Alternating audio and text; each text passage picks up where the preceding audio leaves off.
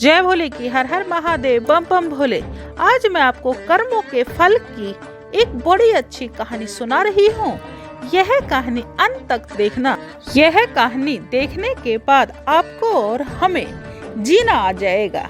कहानी सुनिए। एक राजा बड़ा धर्मात्मा, न्यायकारी और परमेश्वर का भक्त था। उसने शिव जी का मंदिर बनवाया और एक ब्राह्मण को उसका पुजारी नियुक्त किया। वह ब्राह्मण बड़ा सदाचारी, धर्मात्मा और संतोष वाला था। वह राजा से कभी कोई याचना नहीं करता था। राजा भी उसके स्वभाव पर बहुत प्रसन्न था। उसे राजा के मंदिर में पूजा करते हुए 20 वर्ष गुजर गए थे। उसने कभी भी राजा से किसी प्रकार का कोई प्रश्न नहीं किया। राजा के यहाँ एक लड़का पैदा हुआ। राजा ने उसे पढ़ा लिखा कर विद्वान बनाया और बड़ा होने पर उसकी शादी एक सुंदर राजकन्या के साथ कर दी।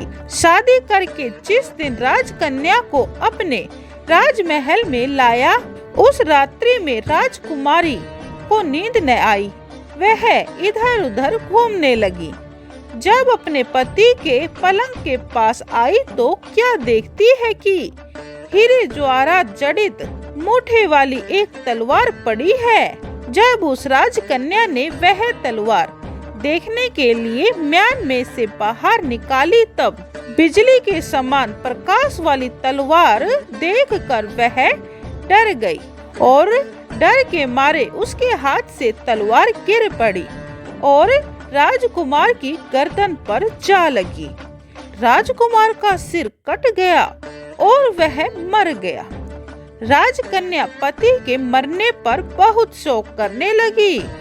उसने परमेश्वर से प्रार्थना की कि हे प्रभु, मुझसे अचानक यह पाप कैसे हो गया। पति की मृत्यु मेरे ही हाथों हो गई। आप तो जानते ही हैं, परंतु सभा में मैं सत्य न कह पाऊंगी, क्योंकि इससे मेरे माता पिता और सास ससुर को कलंक लगेगा तथा इस बात पर कोई विश्वास भी न करेगा। प्रातः काल में जब पुजारी कुएं पर स्नान करने आया तो राजकन्या ने उसको देखकर विलाप करना शुरू किया और इस प्रकार कहने लगी, मेरे पति को कोई मार गया। लोग इकट्ठे हो गए और राजा साहब आकर पूछने लगे। फिर वह उसकी पत्नी कहने लगी कि मैं जानती तो नहीं कि कौन था, परंतु उसे ठाकुर जी के मंदिर में जाते देखा था। राजा समेत सब लोग ठाकुर जी के मंदिर में आए तो ब्राह्मण को पूजा करते हुए देखा। उन्होंने उसको पकड़ लिया और पूछा, तूने राजकुमार को क्यों मारा? ब्राह्मण ने कहा, मैंने राजकुमार को नहीं मारा। मैंने तो उसका राजमहल भी नहीं देखा है। इसमें ईश्वर साक्षी है। बिना देखे किसी पर अपराध का दोष लगाना ठीक नहीं। ब्राह्मण की तो कोई भी बात नहीं सुन रहा था। कोई कुछ कहता तो कोई कुछ। राजा के दिल में बार बार विचार आता कि यह ब्राह्मण निर्दोष है, परंतु बहुतों के कहने पर राजा ने ब्राह्मण से कहा, मैं तुम्हें प्राण दंड तो नहीं देता, लेकिन जिस हाथ से तुमने मेरे पुत्र को तलवार से मारा है, तेरा वह हाथ काटने का आदेश देता हूँ। ऐसा कहकर राजा ने उसका हाथ कटवा दिया। इस पर ब्राह्मण बड़ा दुखी हुआ और राजा को अधर्मी जान उस देश को छोड़कर विदेश चला गया। वहां वह खोज करने लगा कि कोई विद्वान ज्योतिषी मिले तो बिना किसी अपराध हाथ काटने का कारण उससे पूछे। किसी ने उसे बताया कि काशी में एक विद्वान ज्योतिषी रहते हैं। तब वह उसके घर पर पहुंचा। ज्योतिषी कहीं बाहर गए हुए थे। उसने उसकी धर्म पत्नी से पूछा, माताजी, आपके पति ज्योतिषी जी महाराज कहा गए हैं। तब उसकी स्त्री ने अपने मुख से अयोग्य असहाय दुर्वचन कहे, जिनको सुनकर वह ब्राह्मण हैरान हुआ और मन ही मन कहने लगा कि मैं तो अपना हाथ काटने का कारण पूछने आया था, परंतु अब इसका ही हाल पहले पूछना पड़ेगा। इतने में ज्योतिषी जी आ गए। घर में प्रवेश करते ही ब्राह्मणी ने अनेक दुर्वचन कहकर उनका तिरस्कार किया, परंतु ज्योतिषी जी चुप रहे और अपनी स्त्री से कुछ भी नहीं कहा और वे अपने गद्दी पर आ बैठे। ब्राह्मण को देखकर ज्योतिष ने उससे कहा, कहिए ब्राह्मण देवता, कैसे आना हुआ? फिर वह ब्राह्मण बोला, आया तो था अपने बारे में पूछने के लिए, परंतु पहले आप अपना हाल बताइए कि आपकी पत्नी अपनी जुबान से आपका इतना तिरस्कार क्यों करती है, जो किसी से भी सहा नहीं जाता और आप सहन कर लेते हैं। इसका कारण क्या है? फिर काशी वाले पंडित जी बोले, यह मेरी स्त्री नहीं, मेरा कर्म है। दुनिया में जिसको भी देखते हो, अर्थात भाई, पुत्र, शिष्य, पिता, गुरु, संबंधी, जो कुछ भी है, सब अपना कर्म ही है। यह स्त्री नहीं, मेरा किया हुआ कर्म ही है और यह भोगे बिना कटेगा भी नहीं। अपना किया हुआ जो भी कुछ शुभ अशुभ कर्म है, वह हमें अवश्य ही भोगना पड़ता है। बिना भोगे तो सैकड़ों करोड़ों कल्पों के गुजरने पर भी कर्म नहीं टल सकता। इसीलिए मैं अपने कर्म खुशी खुशी से भोग रहा हूँ और अपनी स्त्री की ताड़ना भी नहीं करता, ताकि आगे इस कर्म का फल न भोगना पड़े। फिर वह पंडित बोला, महाराज, आपने क्या कर्म किया था? काशी वाले पंडित जी बोले, सुनिए, पूर्व जन्म में मैं एक कौवा था और मेरी स्त्री गधी थी। इसकी पीठ पर फोड़ा था। फोड़े की पीड़ा से वह बड़ी दुखी थी और कमजोर भी हो गई थी।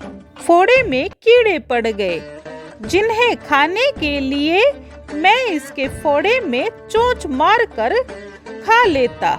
इससे दर्द के कारण यह कूदती थी।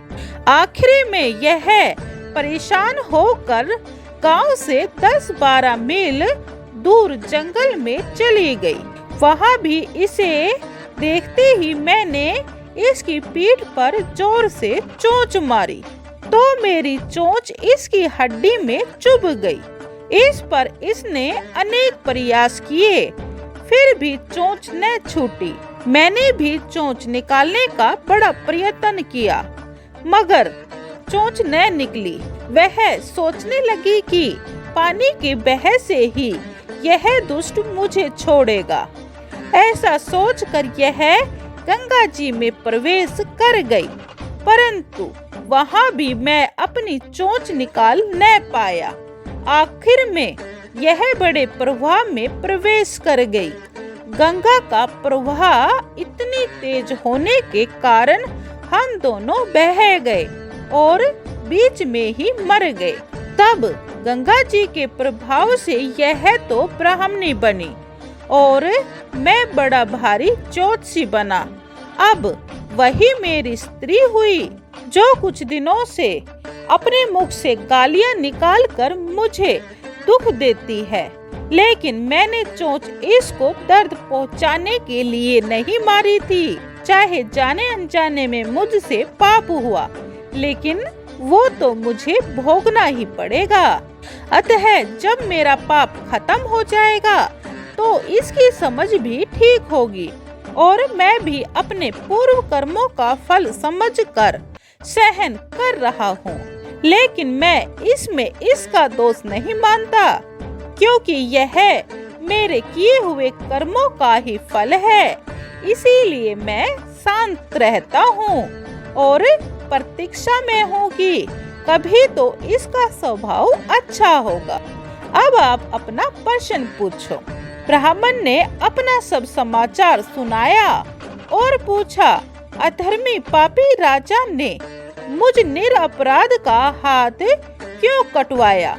ज्योतिषी ने कहा, राजा ने आपका हाथ नहीं कटवाया, आपके कर्म ने ही आपका हाथ कटवाया है। वह बोला, किस प्रकार? पूर्व जन्म में आप एक तपस्वी थे और राजकन्या गौ थी तथा राजकुमार कसाई था। वह कसाई जब गौ को मारने लगा तब गौ बेचारी जान बचाकर आपके सामने से जंगल में भाग गई। पीछे से कसाई आया और आपसे पूछा कि इधर कोई गाय तो नहीं है। आपने जिस तरफ गौ गई थी उस तरफ अपने हाथ से इशारा किया तो उस कसाई ने जाकर गौ को मार डाला। इतने में जंगल में शेर आया और गौ और कसाई दोनों को खा गया। कसाई तो राजकुमार और गौ को कन्या का जन्म मिला और पूर्व जन्म के किए हुए उस कर्म ने एक रात्रि के लिए उन दोनों को इकट्ठा किया, क्योंकि कसाई ने गौ को मारा था। इसी कारण राजकन्या के हाथों अनायास ही तलवार गिरने से राजकुमार का सिर कट गया और वह मर भी गया। तुमने जो हाथ का इशारा रूपी कर्म किया था उस पाप कर्म ने तुम्हारा हाथ कटवा दिया। इसमें तुम्हारा ही दोष है, किसी अन्य का नहीं। सौभाग्य की बात है कि यह जन्म मनुष्य का मिला है। हम अपने कर्म को भोग कर कुछ अच्छे कर्म करें ताकि फिर हमें दोबारा से ऐसी मृत्यु ना मिले। क्योंकि सोचने वाली बात है कि हम मानव शरीर जो है वह भगवान की तरह ही दिखाई देता है, लेकिन भगवान इस देह को अमर बनाकर इससे अच्छे काम करते हैं। लेकिन हम यहाँ कर्म भूमि में रहते हुए भी भगवान के जैसे हो सकते हैं, लेकिन हम यहाँ अपने स्वार्थ के कारण पाप करने में इतने व्यस्त रहते हैं कि हम अपना इस जन्म के साथ साथ अगला जन्म भी नष्ट कर देते हैं। इसीलिए हमें चाहिए कि हम इस जन्म को भी अच्छा बनाएं और आने वाले जन्म को भी अच्छा बना सके। इसीलिए किसी की चुगली निंदा ना करके अपना जीवन सुधारिए। जय भोले की हर हर महादेव, बम बम भोले।